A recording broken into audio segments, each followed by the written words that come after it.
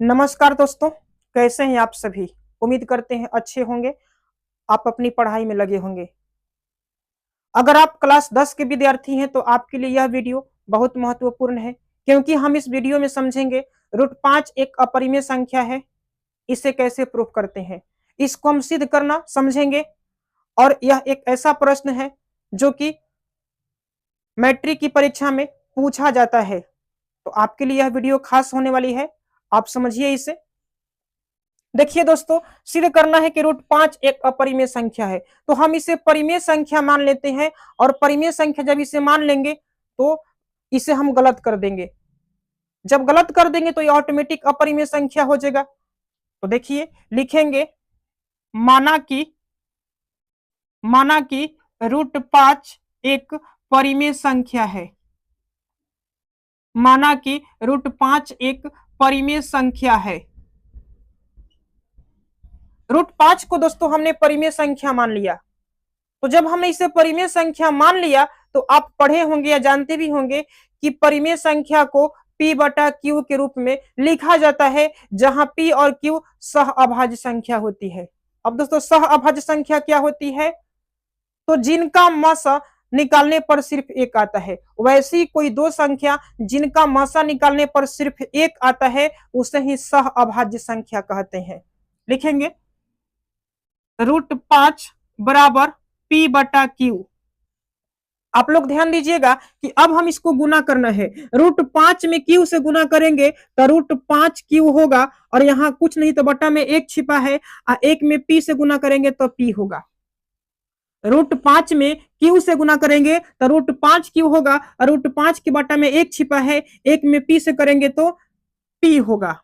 अब देखिए, हमें रूट को हटाना है, तो रूट को कैसे हटाएंगे? इसका वर्ग करना पड़ेगा। तो इसका वर्ग करते हैं।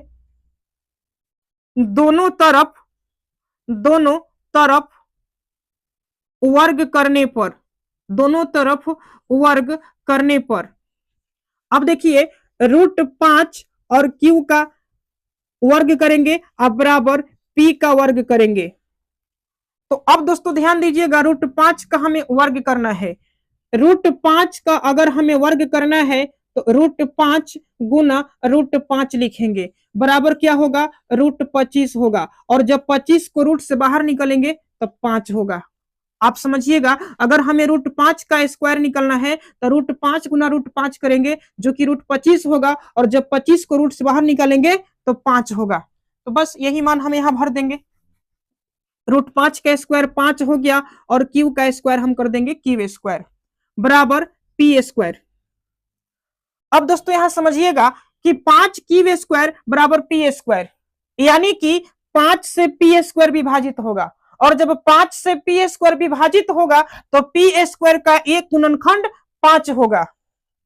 लिखेंगे 5 से P स्क्वायर विभाजित होता है।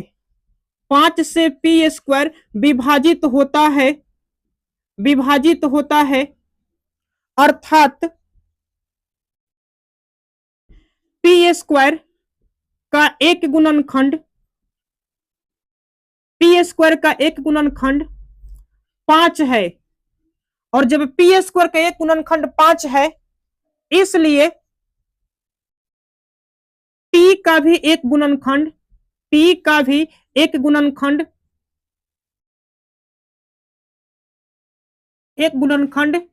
5 होगा।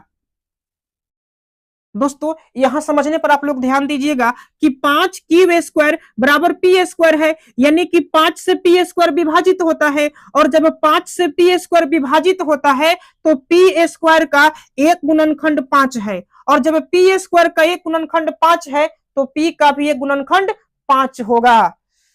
अब यहां लिखते हैं माना कि P बराबर 5M। हमने P बराबर 5M मान लिया।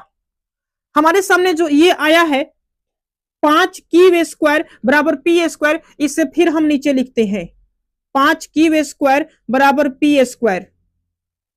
अब दोस्तों यहां पर P का मान भरते हैं।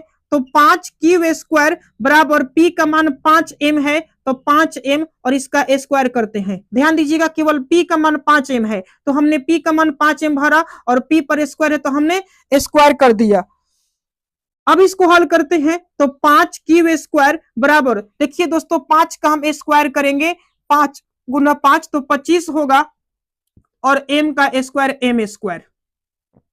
अब लिखेंगे क्यू स्क्वायर बराबर 25 m स्क्वायर बटा ये 5 आ जाएगा, ये 5 से कट गया, 25 5 बार में, क्यू स्क्वायर बराबर 5m स्क्वायर।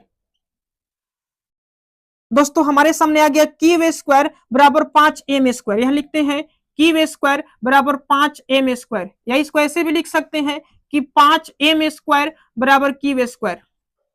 अब दोस्तों यहां ध्यान दीजिएगा,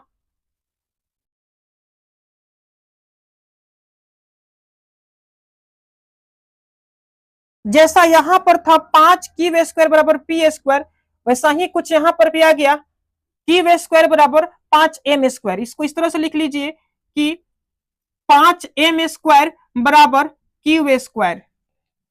अब देखिए तो यहां भी क्यू स्क्वायर बराबर 5m स्क्वायर है, यानी यहां भी जो 5 है वो 5 से क्यू स्क्वायर विभाजित होता है, और जब 5 से क्यू स्क्वायर विभाजित होता है तो क्यू स्क्वायर का एक गुणनखंड 5 होगा, और जब क्यू स्क्वायर का एक गुणनखंड 5 होगा तो क्यू का भी एक गुणनखंड 5 होगा। लिखते हैं 5 से क्यू स्क्वायर विभाजित होता है, 5 से क्यू स्क्वायर विभाजित होता है, अर्थात क्यू स्क्वायर का एक गुणनखंड, क्यू स्क्वायर का एक गुणनखंड 5 है, इसलिए क्यू का भी एक गुणनखंड, क्यू का भी एक गुणनखंड 5 होगा। समझिएगा दोस्तों, हमने यहां पर यह देखा कि P का एक गुणनखंड 5 है, यहां पर हमने ये देखा कि Q का एक गुणनखंड भी 5 है, यानी जो 5 है वो P का भी गुणनखंड है और Q का भी है। तो जब 5 P और Q दोनों का गुणनखंड है तो P और Q दोनों का मसा 5 आएगा, जबकि हमने यहां पर कहा है कि P और Q सह अभाज्य संख्याएं हैं और सह अभाज्य संख्याओं का मसा केवल 1 आता है।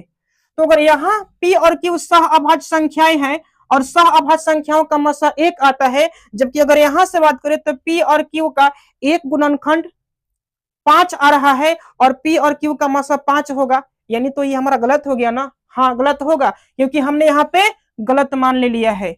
लिखेंगे P और Q का एक उभयनिष्ठ गुणनखंड, उभयनिष्ठ गुणनखंड, उभयनिष्ठ गुणनखंड 5 है। और दोस्तों P और Q का उभयनिष्ठ गुणनखंड 5 है, इनका मसा भी 5 होगा। 5 क्यों होगा? क्योंकि ये जो दोनों संख्याएं हैं वो सह अभाज्य नहीं है, और हमने इनको सह अभाज्य मान लिया है, क्योंकि हमने गलत मान लिया है कि √5 एक परिमेय संख्या है, तो वह परिमेय है, हो गया सिद्ध। लिखेंगे यह अवधारणा हमें तब प्राप्त हुई जब हमने एक गलत कल्पना कर ली, जब हमने एक गलत कल्पना कर ली कि √5 एक अपरिमेय संख्या है, सॉरी √5 एक परिमेय संख्या है, हमने गलत कल्पना कर लिया है।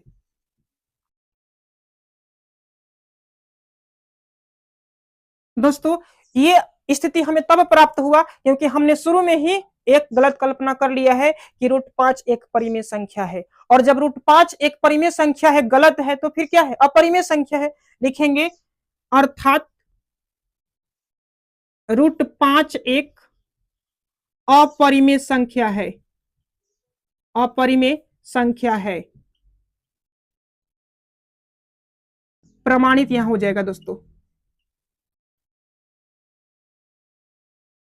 उम्मीद करते हैं आपको ये वीडियो पसंद आई होगी। अगर पसंद आई है और आप इसी तरह के और वीडियो देखना चाहते हैं, अगर आप 10वीं क्लास के विद्यार्थी हैं, तो कृपया करके मेरे चैनल को सब्सक्राइब कर लीजिए और बेल आइकन को दबा दीजिए। मिलते हैं नेक्स्ट वीडियो में।